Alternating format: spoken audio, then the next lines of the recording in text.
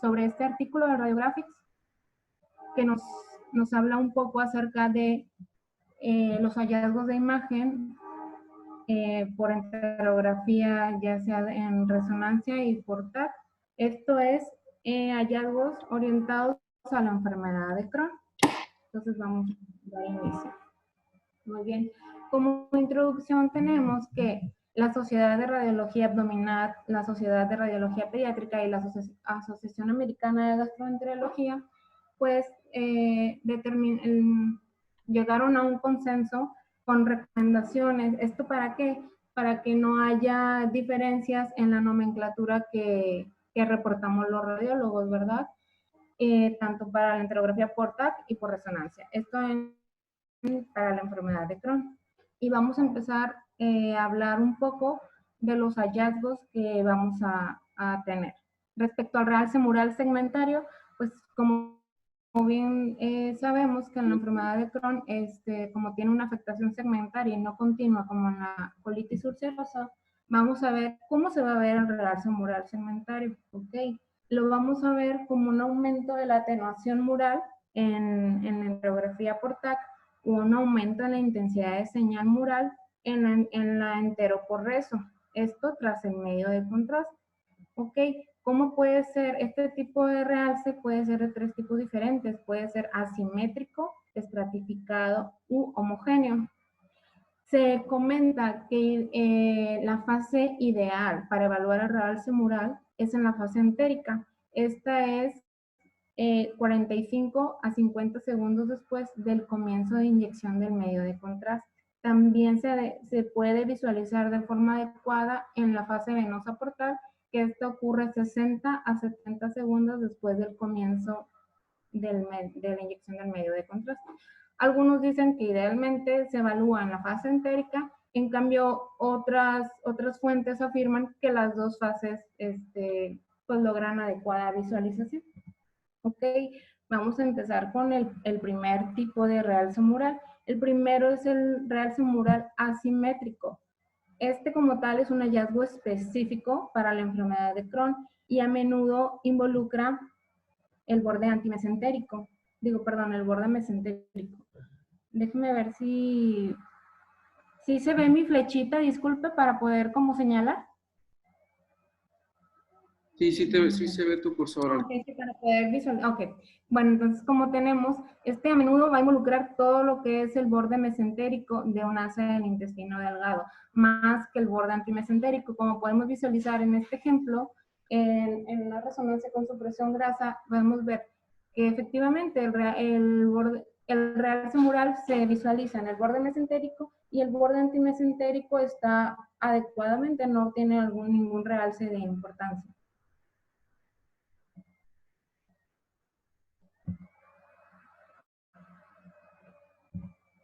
Ok. El siguiente tipo de realce mural es el realce mural estratificado. Este está definido como el realce del interior, es decir, bilaminar o de ambos, del interior y del exterior de la pared intestinal.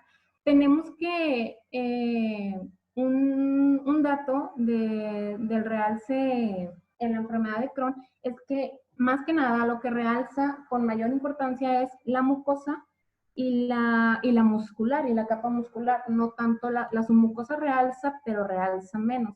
De ahí que nos puede dar estas dos imágenes, que es el realce bilaminar o el realce trilaminar.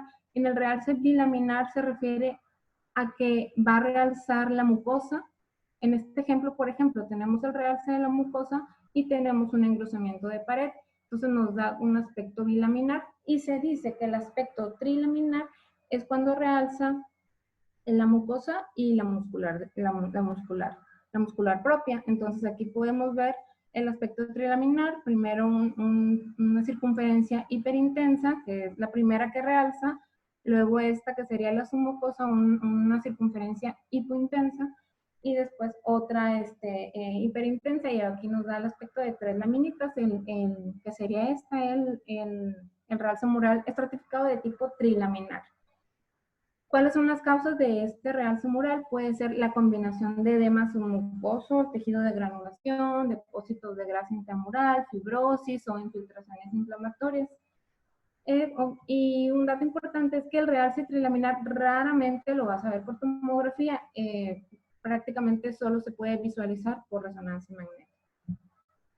Muy bien, el tercer tipo de realce mural es el realce mural simétrico homogéneo. Este, pues, es un realce uniforme de la pared que tiene como característica que este es un realce transmural. Como les comentaba, en el otro se brincaba un poquito el realce de la submucosa, pero en este es transmural, o sea, abarca todas las capas de la pared intestinal. Y puede tener muchas otras causas, aparte de la enfermedad de Crohn, por lo tanto no es específico. ¿Okay? También se puede ver en fibrosis, en infiltración, en isquemias y en deposiciones de colágeno, no solamente en la enfermedad de Crohn. También tenemos, bueno, ahora vamos a hablar un poco del engrosamiento de la pared. Ya hablamos del realce, ahora del engrosamiento de la pared.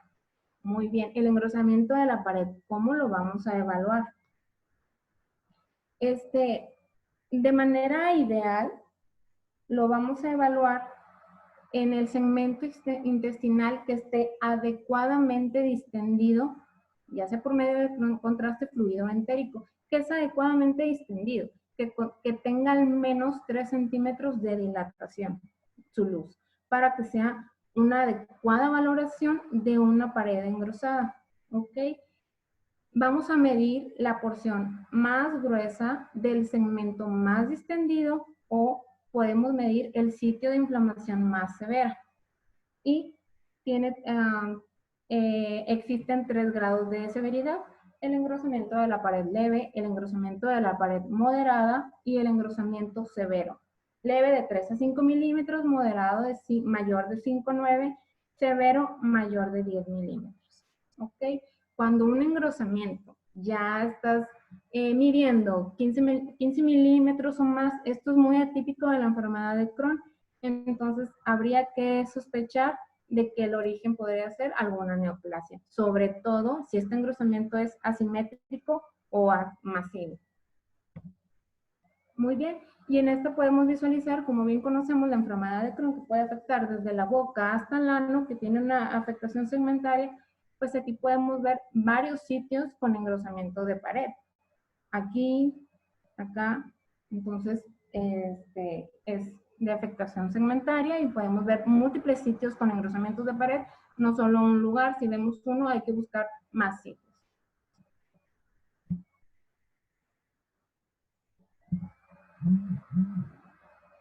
Es que cuando admito a alguien se me traba.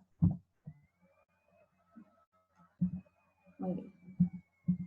Ok, el edema intramural. Tenemos que el edema intramural se identifica como una hiperintensidad de la pared intestinal en imágenes ponderadas en T2 con supresión grasa. La grasa intramural puede ser causada por inflamación intestinal previa. Tenemos que el edema intramural es un hallazgo de enfermedad de Crohn, pero un diagnóstico diferencial del edema intramural o que nos puede hacernos confundir es que estemos viendo grasa intramural y no edema intramural. Cuando vemos grasa intramural puede ser causado, no quiere decir, por ejemplo, ¿cómo se va a visualizar el edema intramural? Tenemos que se va a identificar como una hiperintensidad de la pared intestinal en imágenes ponderadas en T2 con supresión grasa. Por ejemplo, en estas dos imágenes de resonancia, la primera no está suprimida la grasa, como podemos ver, y en la segunda sí, está potenciada en T2 y tiene supresión grasa. Entonces, si vemos el hallazgo de un aumento de señal de la intensidad en una pared intestinal y en esta que además está engrosada en T2, ¿ok? Pero nos puede quedar duda de que, bueno, será grasa, será edema, entonces vamos a corroborar lo que efectivamente se trata de edema. Tomamos secuencias con supresión grasa y vemos que efectivamente no suprimió, entonces confirmaríamos que se trata de un edema intramural, ¿ok? Esta no se puede evaluar también en tomografía, se evalúa más adecuadamente en resonancia magnética. Pero, bueno, si descartamos edema intramural, pero descartamos edema intramural porque no suprimió y vemos que es grasa, tampoco es como un hallazgo muy, muy lejano. El hallazgo de grasa intramural puede deberse a una inflamación intestinal previa. Entonces, pues habría como quiera que reportarlo y pues correlacionarlo con el resto de los hallazgos. Muy bien. Hablaremos ahora de la estenosis. El concepto de estenosis. Estenosis como tal es un segmento intestinal que presenta un estrechamiento de su luz y una dilatación inequívoca, lo que les comentaba. Si vemos una estenosis con una dilatación del segmento adyacente, o como lo comentaba el artículo del segmento intestinal de arriba, es sin duda una estenosis, ¿ok? Y un estrechamiento luminal es la reducción de al menos un 50% del diámetro luminal en comparación con la de un asa intestinal adyacente normal.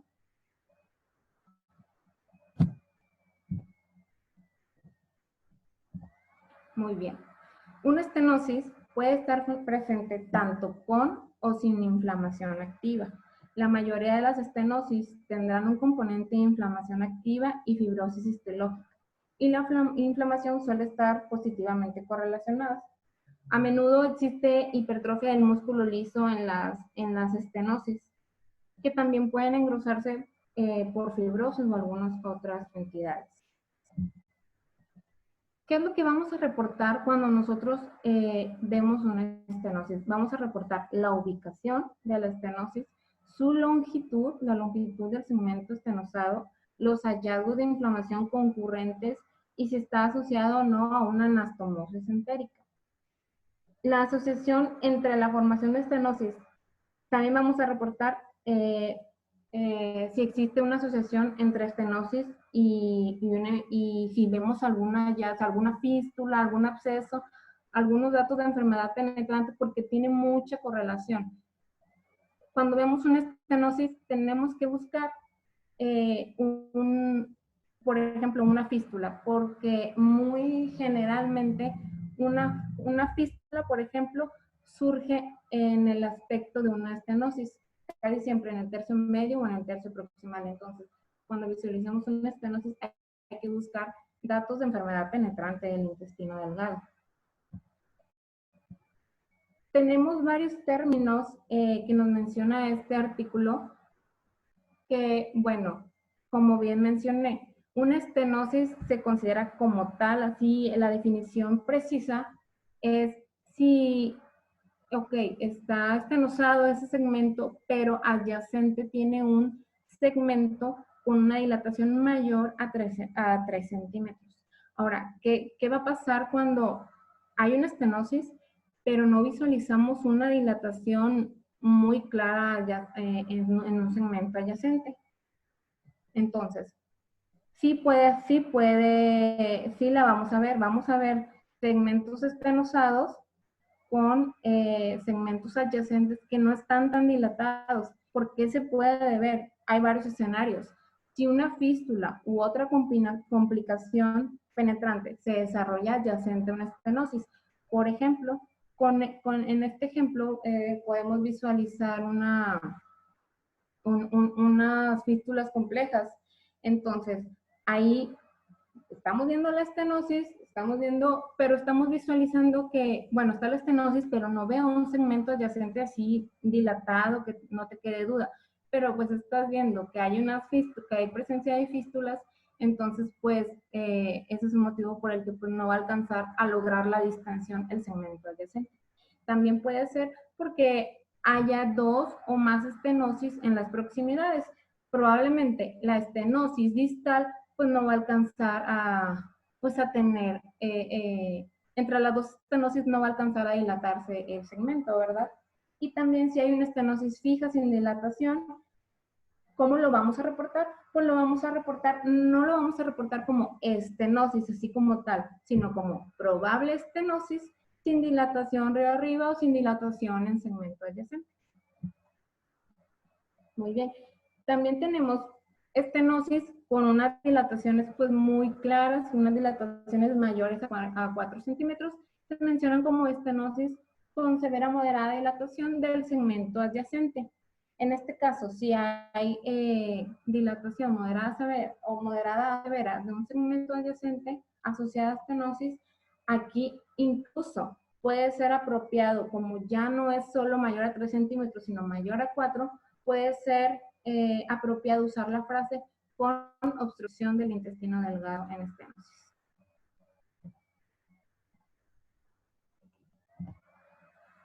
Ok, las ulceraciones, que es otro dato de la enfermedad de Crohn. Una ulceración se define como una ruptura en la superficie intraluminal de la pared intestinal, con extensión del contenido intraluminal, por ejemplo, el material de contraste que administramos al paciente. ¿Cómo se va a ver la ulceración? Vamos a ver como unas ulceraciones, en este caso las ulceraciones son luminales, ¿verdad? Por ejemplo, aquí podemos ver estas, en las que hay unas, por así decir, extremos hacia afuera, en el que podemos visualizar que se adelgaza el espesor de la pared. Estas son las ulceraciones, son muy minuciosas de visualizar. Este es un signo inespecífico y sí restringen en las secuencias de difusión.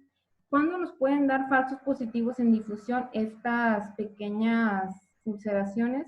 Cuando el segmento intestinal no está adecuadamente distendido, pues de ahí la importancia que siempre pues tratamos de tener es de que el paciente tenga adecuada distinción de sus asas. Muy bien. La difusión restringida es otro dato de la enfermedad de Crohn. Tenemos que, cuando hay una inflamación activa de las asas intestinales, estos van a restringir la difusión de las moléculas de agua en la pared intestinal. Sin embargo, la difusión, pues como bien sabemos, es un dato totalmente inespecífico.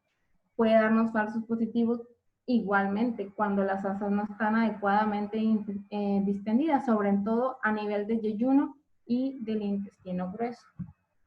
En la siguiente imagen podemos tener en la primera, que es una secuencia de difusión, la segunda, que es un mapa ADC, y la tercera, una resonancia magnética T1 contrastada. Podemos ver este segmento intestinal que presenta un engrosamiento y que efectivamente está restringiendo en secuencias de difusión. Confirmamos en el mapa ADC y en esta secuencia con supresión grasa vemos aquí su realce. Muy bien. También tenemos las saculaciones. Estas son también conocidas como pseudosaculaciones. ¿Por qué? Porque como tal no son saculaciones, no son como tal un efecto total de la pared. Son bolsas de base amplia a lo largo del borde antimesentérico de un asa intestinal. Y esto en realidad, ¿por qué ocurre? Lo que pasa es que en el borde mesentérico se acorta este borde debido a fibrosis, debido a inflamación, que como ya bien sabemos es inflamación crónica, inflamación a largo plazo. Entonces, toda esta inflamación, toda esta fibrosis, lo que nos hace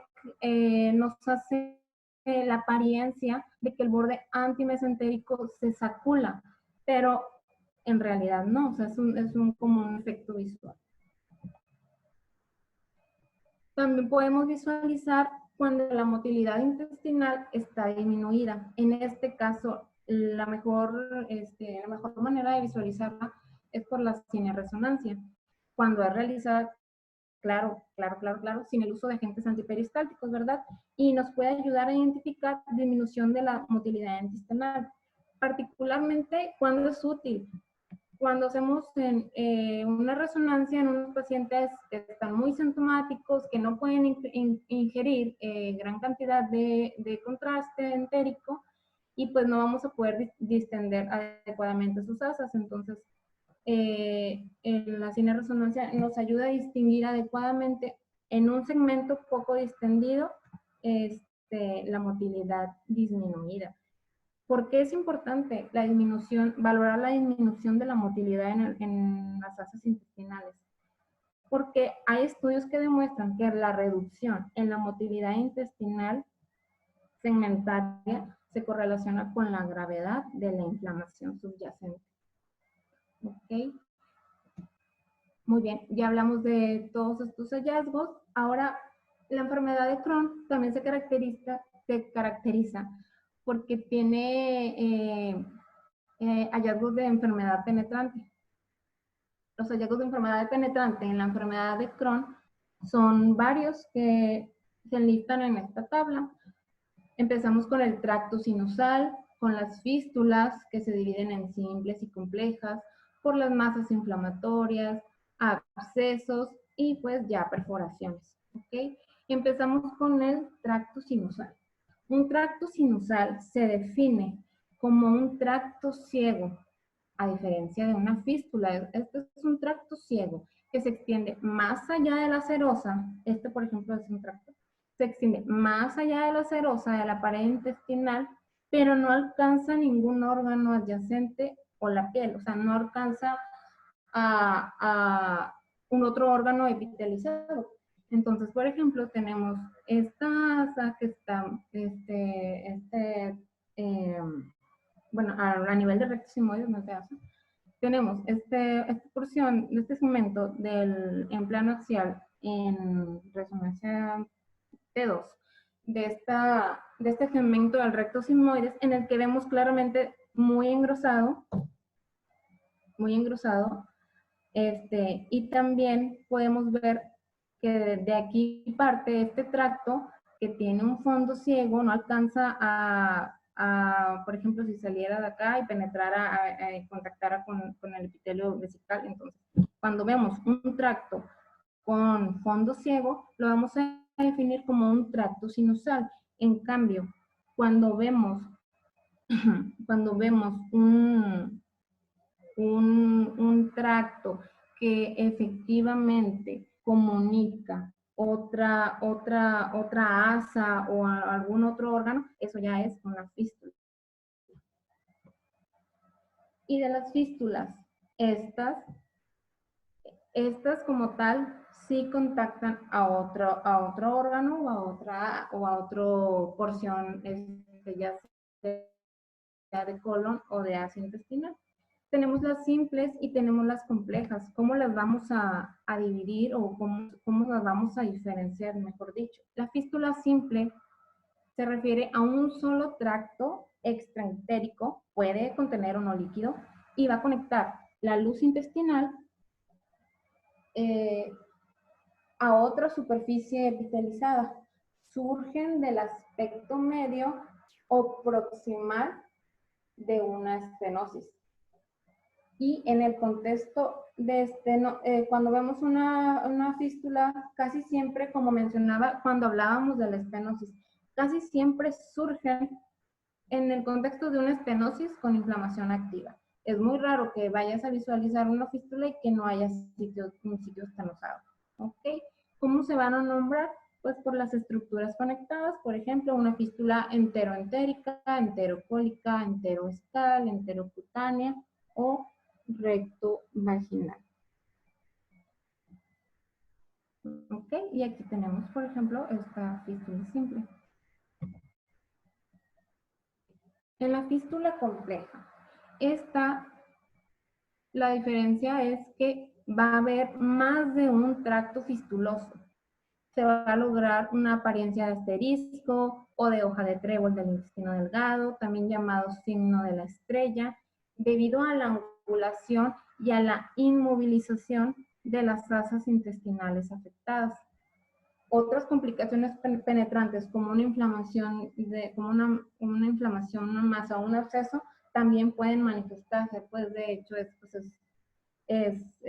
como el antecesor casi siempre, por ejemplo, de un absceso o así.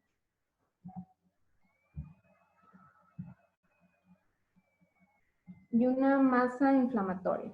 Una masa inflamatoria se define como una inflamación mesentérica densa, bien definida o de pared discreta. Esta no tiene componente líquido y ocurre adyacente a un segmento intestinal con inflamación mural. Está compuesta de atenuación de tejidos blandos cuando la vemos en un entero por TAC o con una intensidad de señal muy variable en un entero por resonancia. Y también ocurre que están mezcladas con grasa.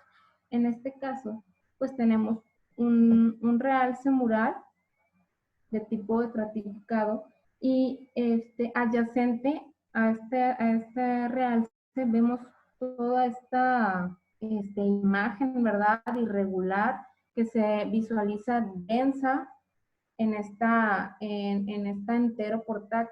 Entonces, esta correspondería con una masa inflamatoria mesentérica. Muy bien.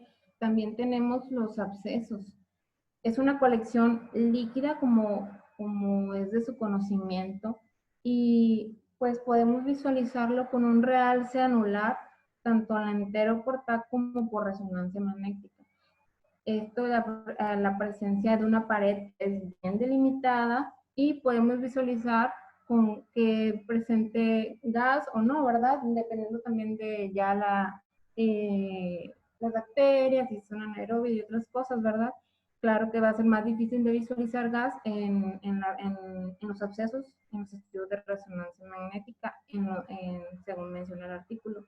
Los abscesos van a presentar restricción a la difusión y pueden ocurrir en el mesenterio, en la cavidad peritoneal, en el retroperitoneo, en la pared del cuerpo o en la región perirectal o perianal.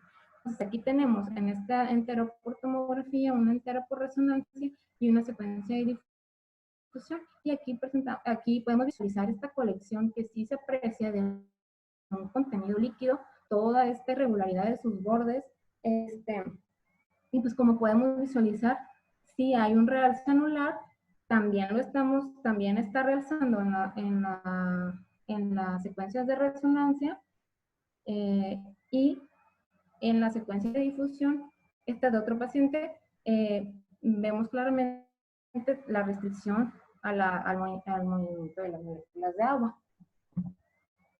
Muy bien. También ocurren las perforaciones. En raras ocasiones, la enfermedad de Crohn penetrante, como mencioné todas las anteriores, los abscesos, las fístulas, los tractos, raramente van a conducir a una perforación.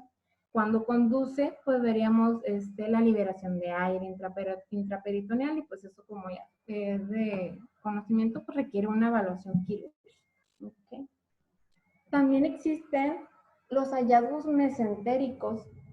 Ya no estamos hablando de los hallazgos de la pared intestinal, ni las complicaciones extraintestinales, como les hablé ahorita, de las hallazgos de enfermedad penetrante. Ahora vamos a hablar de los hallazgos mesentéricos asociados a la enfermedad de Crohn. Y tenemos varias. El edema o inflamación perintérica, los vasos rectos dilatados, la proliferación fibrograsa, la trombosis venosa mesentérica u oclusiones y la linfadenopatía. Comencemos con el edema y o inflamación perintérica. El edema y o inflamación perintérica se manifiesta como una mayor atenuación en la enterografía por TAC o aumento de la intensidad de señal en la enterografía por resonancia. A estas cuando están ponderadas en T2 y en la grasa mesentérica adyacente a asas intestinales afectadas. Es decir, aquí tenemos un segmento con un engrosamiento mural muy claro, también con un realce importante, y adyacente a tenemos todos estos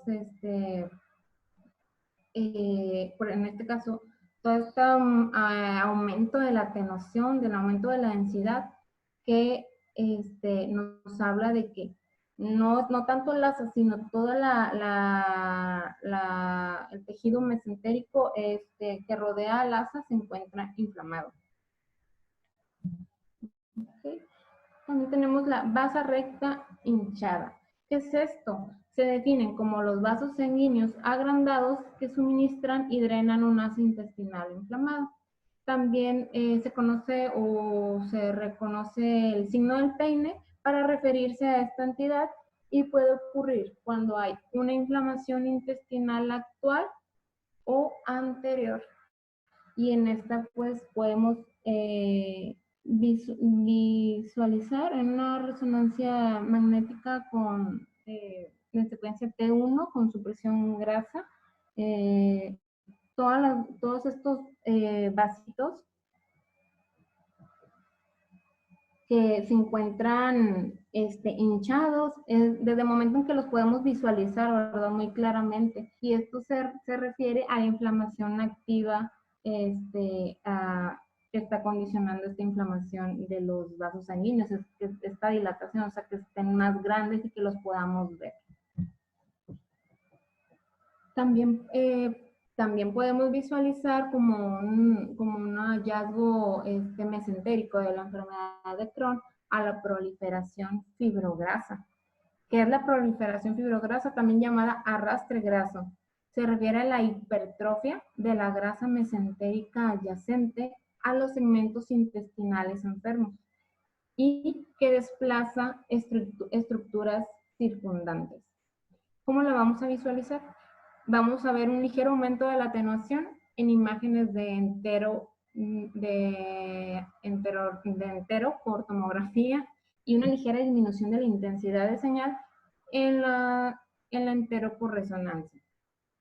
Por lo general, ocurre a lo largo del borde mesentérico, pero también puede ser circunferencial.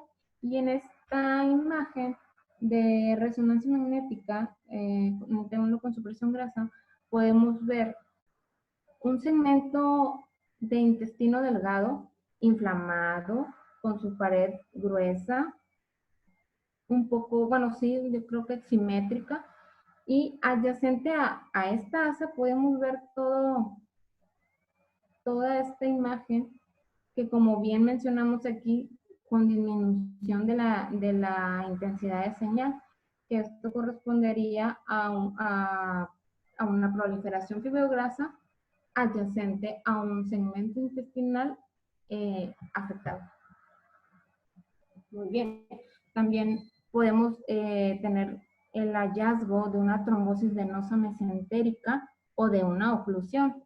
Generalmente ocurre adyacente a segmentos intestinales inflamados. ¿Cómo lo vamos a visualizar? Bueno, cuando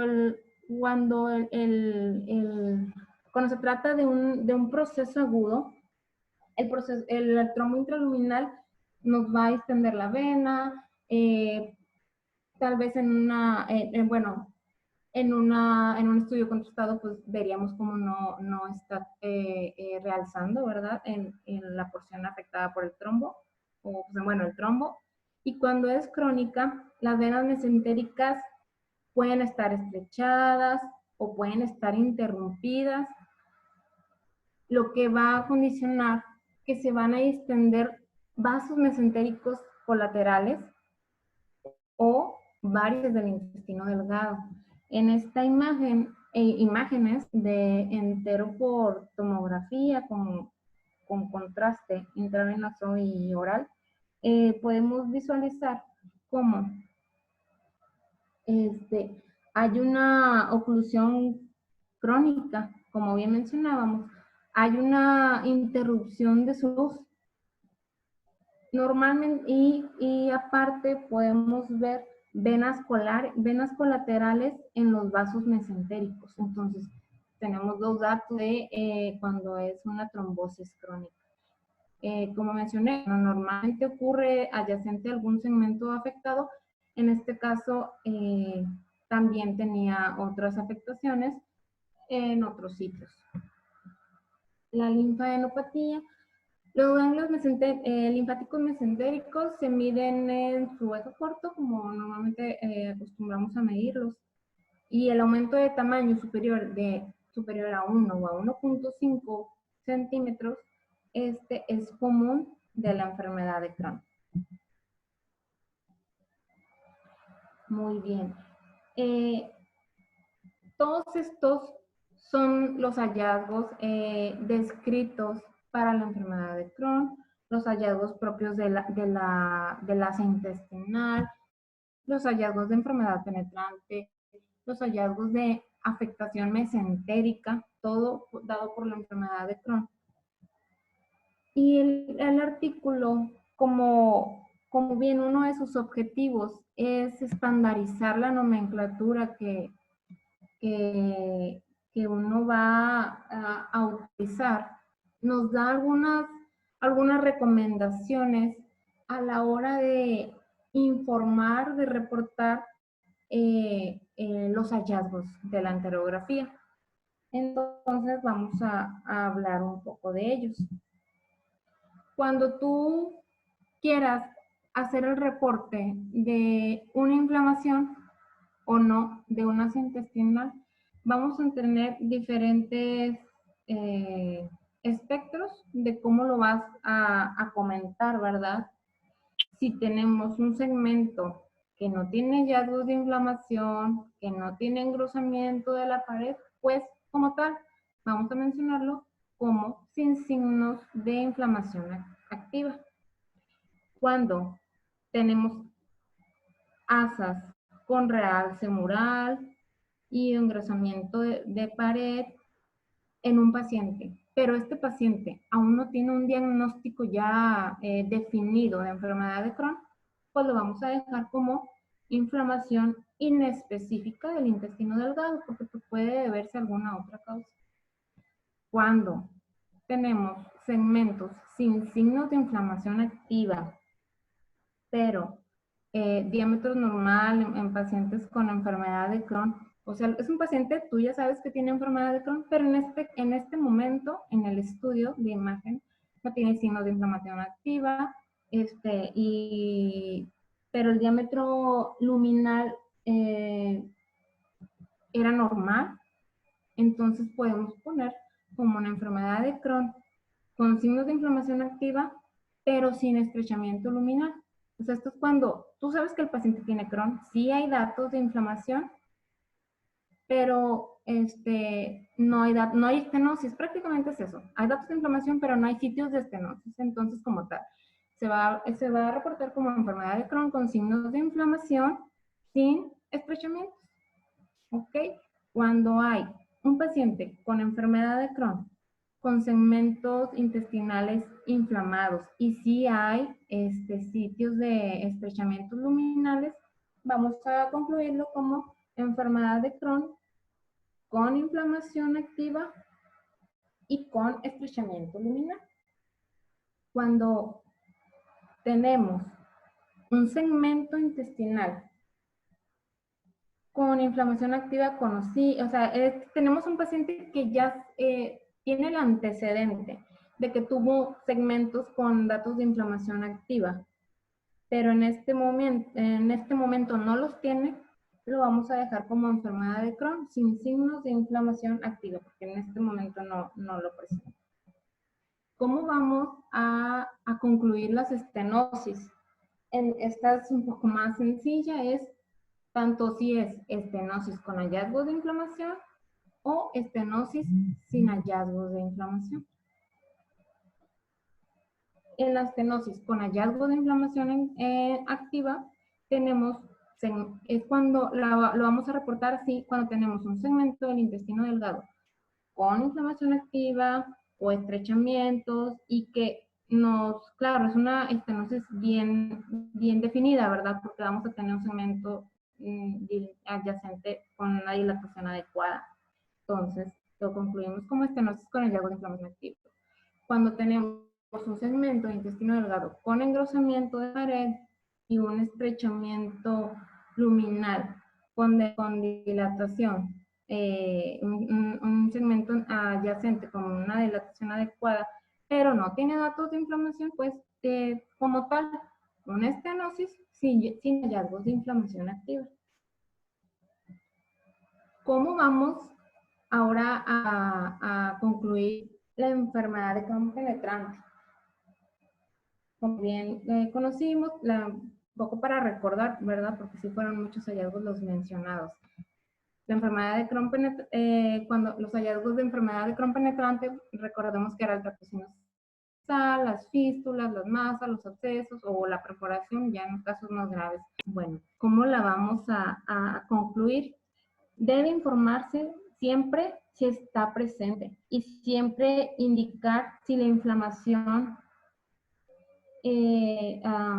indicar si hay una estenosis, siempre, porque por ejemplo, puede haber, lo que ya comentaba, si casi siempre las fístulas surgen de una estenosis, entonces, aparte de mencionar si hay todos estos hallazgos de enfermedad penetrante, mencionar si adyacente hay un sitio de estenosis. Y pues ya mencionar todo lo que mencioné cuando hablamos de estenosis, la ubicación, la longitud de la estenosis, etc.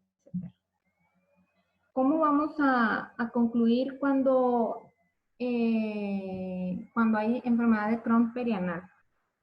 Bueno, pues las fístulas perianales generalmente surgen del recto, canal anal, secundario a una ulceración mucosa o una inflamación activa profunda. Y puede extenderse pues hacia la piel o a un otro órgano adyacente, por ejemplo la vagina o la uretra. Estas no surgen de la estenosis, al contrario de las que hemos estado viniendo mencionando, a las fístulas internas. ¿Ok? Se va a clasificar con el sistema de clasificación de Park o de Jane, y vamos a informar siempre si es simple, si es compleja y si hay o no un absceso asociado. ¿Ok? Y cómo vamos a concluir las otras complicaciones. Tenemos que no solo son estas complicaciones las que puede dar la enfermedad de Crohn, puede dar un amplio, un espectro muy grande, ¿verdad?, de complicaciones que se pueden evaluar tanto por tomografía como por resonancia. Incluyen necrosis vascular de la cabeza femoral, sacroileitis, colangitis, pancreatitis, trombosis, y pues hay que tenerlas en cuenta en que son muchas las complicaciones que nos puede dar. También el artículo nos da, ya casi terminamos, nos da unas pautas adicionales a la hora de interpretar. Cuando vamos a hablar de los signos de inflamación del intestino delgado, lo estuvimos mencionando cuando hablábamos de la estenosis, que con signos de inflamación, sin signos de inflamación. Entonces nos señala de forma muy clara que tengamos vaya la redundancia, muy claro cuáles son los signos de inflamación del intestino delgado. Entonces, recordemos, es el engrosamiento de la pared intestinal mayor o igual a 3 milímetros, es el edema mural y perientérico, el realce mural, la difusión restringida y las ulceraciones. ¿Cuándo vamos a diagnosticar la enfermedad de Crohn en la enteroportal o por resto? Es probable cuando el realce mural y el engrosamiento de la pared están presentes y que el paciente tiene antecedente de enfermedad de Crohn, porque como bien lo mencionamos, en realidad nos recomendarían que, ok, hay un real, si no tuviéramos sospecha de una enfermedad de Crohn, no por tener realce y engrosamiento va a ser Crohn, muchas entidades pueden darnos este dato. Pero si tiene el antecedente y tiene el realce mural, tiene engrosamiento de la pared, podemos dar como conclusión como una probable enfermedad de Crohn. También cuando la inflamación del intestino delgado es asimétrica, como bien mencioné cuando hablé de los tipos de realce, mencioné que el realce asimétrico es específico de la enfermedad de Crohn. Entonces, por eso lo mencionamos aquí, es un poco de recordatorio. Cuando la inflamación es asimétrica. Y como, no sé si recordaron, igual aquí faltó una imagen, recordar que esta inflamación asimétrica, recordemos que es más grave del lado mesentérico que del lado antimesentérico. Si vemos eso, nos orienta mucho a enfermedad de Crohn. Si la inflamación intestinal coexiste con complicaciones penetrantes típicos de la enfermedad de Crohn, ¿ok?